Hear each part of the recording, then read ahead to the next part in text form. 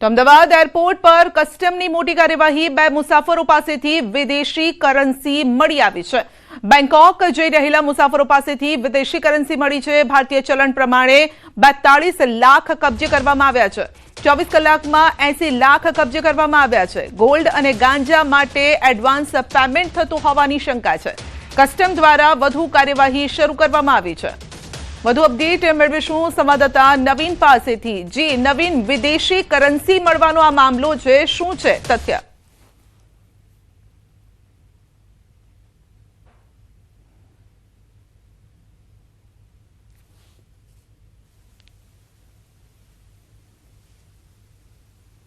₹42 લાખ થાય છે, જો કે 24 કલાકની અંદર જ કસ્ટમ દ્વારા અલગ અલગ કેસ કરીને ₹80 લાખ જે છે કબજે કરવામાં આવ્યા છે। મળતી માહિતી પ્રમાણે બેંકોકમાં સામાન્ય રીતે આ પ્રકારે પેમેન્ટ જે છે તે એડવાન્સ પેટે મોકલવામાં આવતું હોય છે, જેમાં ખાસ કરીને ગાંજા, ગોલ્ડ જે ત્યાંથી આવતું હોય છે અને જે પકડાતું હોય છે, કસ્ટમ જે પકડતું હોય છે તેનું એડવાન્સ પેમેન્ટ હોવાની પૂરેપૂરી શંકા છે, જેના આધારે આ ગેંગ જે આખી રેકેટ છે કઈ રીતે ચાલે છે અને આ લોકો પાછળ કોણ છે તે તમામ દિશામાં તપાસ હાથ ધરવામાં આવી છે। પરંતુ એક મોટી કાર્યવાહી કહી શકાય કસ્ટમની કે જે 24 કલાકની અંદર, એટલે કે માની લો કે ₹80 લાખ વિદેશી કરન્સી, એટલે આટલી મોટી માત્રામાં ભારતથી ત્યાં જઈ રહ્યું હતું અને તે કબજે કરવામાં આવ્યું છે। સંધ્યા જી આપનો આભાર। જૂનાગઢ જેલ ફરી વિવાદમાં આવી છે। જેલ કર્મચારીએ કેદીને માર માર્યાનો આક્ષેપ થયો છે। કેદીને માથાના ભાગે પહોંચી છે ઈજા। ઈજાગ્રસ્ત 2 કેદીને સિવિલ હોસ્પિટલ ખસેડાયા છે। જેલમાં કેદીઓને ફેસિલિટી અપાતી હોવાનો આક્ષેપ છે। મોટા વર્ગના કેદીઓને મોબાઈલથી લઈ અને તમામ પ્રતિબંધિત સુવિધા મળતી હોવાનો પણ આક્ષેપ છે। જેલ અધિક્ષક DM ગોહિલે આક્ષેપો પાયા વિહોણા ગણાવ્યા છે। ન્યૂઝ 18 સાથે ટેલિફોનિક વાતચીતમાં જણાવ્યું છે કે જેલમાં કોઈએ તેને માર નથી માર્યો। તમામ આક્ષેપો પાયા વિહોણા છે। જેલમાં સ્ટાફ પર દબાણ લાવવા અને બદનામ કરવા માટે કેદી દ્વારા પોતાની રીતે દિવાલમાં માથું ભટકાવી ઈજા પહોંચાડી છે।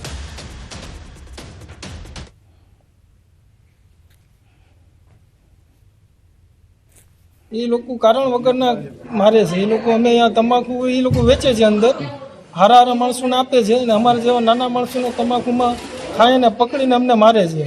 મારે 4 દિવસથી મારા કપડાં આવ્યા હતા, તો હું ગયો ત્યાં કપડાં લેવા જડતી રૂમે, તો મારે પુંજાભાઈ જેમ તેમ મારા જ્ઞાતિ વિશે બાદશાહ, સીધી બાદશાહ કહીને, આદિવાસી કહીને મારે ત્યાંથી નીકાળી નાખ્યો, કપડાં આપ્યા નહીં। અને પાછો આજે ગયો તો આજે મોલિક સિંહે મારે ત્યાં સાઈડમાં લઈ ત્યાં મને મારવામાં આવ્યો અને હિતમાં મારે માથું ભટકાવી દીધું ને ઢેસડો હતો મારે। જૂનાગઢના કેશોદમાં પંચાયતી રાજના લીરે લીરા ઉડતા નજરે પડી રહ્યા છે। તાલુકાના તમામ 53 ગામોના સરપંચોએ એક સુરે બ્યુગલ ફૂંક્યું છે। આગામી 15 અને 16 ઓગસ્ટના રોજ આવનારી ગ્રામ સભાઓનો સામૂહિક બહિષ્કાર કરવાનો ઐતિહાસિક નિર્ણય લીધો છે। સરપંચોની માંગ છે કે દરેક પંચાયતને સ્વતંત્ર જેમ આઈડી ફાળવવામાં આવે, જેથી સ્થાનિક સ્તરે પારદર્શક ખરીદી થઈ શકે। કારણ કે જેમ પોર્ટલ દ્વારા ખરીદીના બહાને પંચાયતો પર જિલ્લા કક્ષાએથી નક્કી કરેલી એજન્સીઓ થોપી બેસાડવામાં આવે છે અને આ એજન્સીઓ દ્વારા હલકી ગુણવત્તાના સ્ટ્રીટ લાઇટ અને CCTV કેમેરા જેવા સાધનો મોંઘા ભાવે પધરાવી દેવાય છે।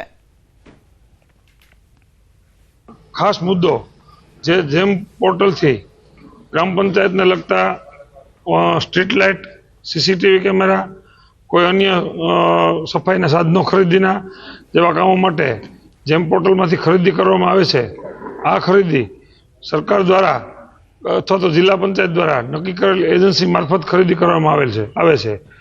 જે ખરીદી હલકી ગુણવત્તાવાળા સાધનોની ખરીદી થતી હોય। આ મીટિંગ કરવાનું એક જ આયોજન છે કે વારંવાર કમિશનર ગ્રામ વિકાસ ગૃહ નિર્માણ બોર્ડ તરફથી ગ્રામ સભા બોલાવવાના વારંવાર ઓર્ડર થતા હોય, જ્યારે સરપંચો કોઈ પગાર કે પેન્શન લેતા ન હોય, બીજા પદાધિકારીઓ પગાર પેન્શન લેતા હોય, એના આ હુકમ શિરોમાન્ય કરવા પડે।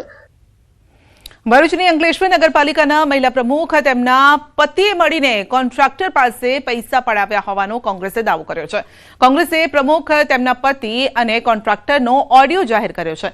કોંગીનગર સેવક રફીક અને વિપક્ષી નેતા જહાંગીર પઠાણે પાલિકા કચેરીમાં જ પત્રકાર પરિષદ સંબોધી પ્રમુખ લલિતા રાજપુરોહિત પર ભ્રષ્ટાચારના આક્ષેપ કર્યા છે। જો કે આ અંગે આક્ષેપ સાથે બચાવ કરતા કહ્યું છે કે દંડ કાપવાની વાત કરવામાં આવી છે। કેટલા આપશો મને? મેમ અત્યારે તમે કમાને તો તમે કયો પહેલા, પછી ખબર પડે ને. કેટલું છે? 8 લાખનું છે. 50 આપજો.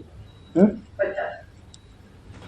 50 મેમ 8 લાખ તો લાખ કાપવા જાય તો 2 લાખ કપાય. કંપની તો 2 લાખ આપે છે તો ફાઇનલ એટલી કંપનીઓ તો દુનિયા ભરની તો પૂરું કામ થોડી કરેલું હોય માણસ તો થોડા ઘણા તો કાપવા તો પડશે ને. થોડા તો કાપવા તો પડશે ને.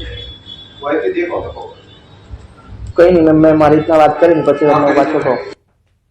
આ એક બહુ જ ગંભીર બાબત છે કે 2 લાખની ઉપરથી 50,000 રૂપિયા પર આવ્યા અને બાર્ગેનિંગમાં આ લોકો નક્કી કર્યું, કોન્ટ્રાક્ટરે કોઈ જવાબ આપેલ નથી. અને આવો તો કઈ કેટલો ભ્રષ્ટાચાર છે ને, અને કેટલી ક્લિપો છે અમે લોકો ધીરે ધીરે પ્રજા સમક્ષ લાવીશું. જે કામ સમજો કે તમને સ્ટેશનથી લઈને અહીંયા સુધીનું 75 લાખ રૂપિયાની અંદરમાં મતાવાર રકમ જે આઇકોનિક રોડની અંદરમાંથી એક બી આઇકોનિક રોડનું કામ થયું છે નથી. કે એ ઓડિયોમાં એવું કંઈ છે જ નથી. હું એને દંડ કાપવાની વાત કરું છું કે કાપવા જો તો 2 લાખ પણ કપાય છે, પણ હું તો 50,000 કાપવાની વાત કરું છું. એમાં એનું કહેવું હતું કે હું મારા શેઠ જોડે વાત